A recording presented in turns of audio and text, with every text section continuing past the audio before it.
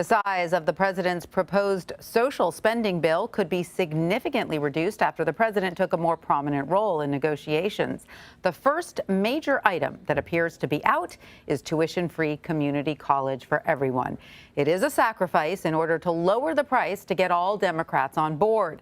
Guaranteed paid family leave could also be reduced from 12 weeks to possibly 4. What is likely to be preserved is Medicare expansion, universal pre-K, and a one-year extension of the child tax credit.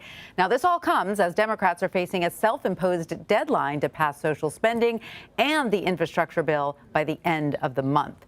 For more on all of this, I want to bring in Congresswoman Mikey Sherrill. She represents New Jersey's 11th Congressional District. Congresswoman Sherrill, thank you for joining us. So let's start with the possible concessions. Free community college is potentially being cut. Guaranteed paid family leave is potentially being reduced. What is your reaction to cutting those items, both of which the president fought quite hard for? And what's your thought of the bill being scaled down from $3.5 trillion to just under $2 trillion?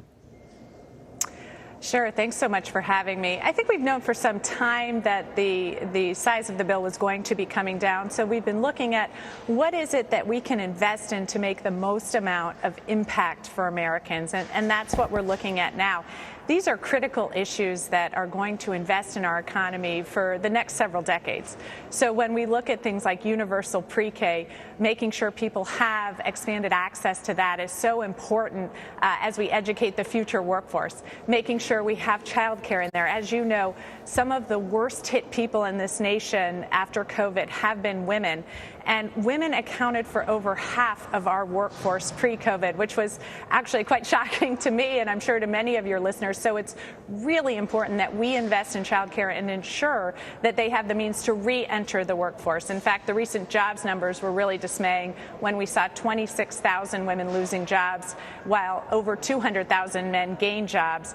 And that didn't even include the 300,000 women that had just quit looking for work. Right, and you have made this a big issue for you. You made the child care benefit nearly universal in the Build Back Better Act. Universal pre-K and a one-year extension of the child tax credit are likely to be preserved. But what do you feel about these other parts of it that might not last? You know, tell us about why the issue of child care is so important to you. So part of the reason it's so important to me is, quite frankly, I have 4 children of my own, and I can tell you firsthand how difficult child care is for working parents across the country. Before COVID in New Jersey, there were about 2 children for every 1 spot in child care centers.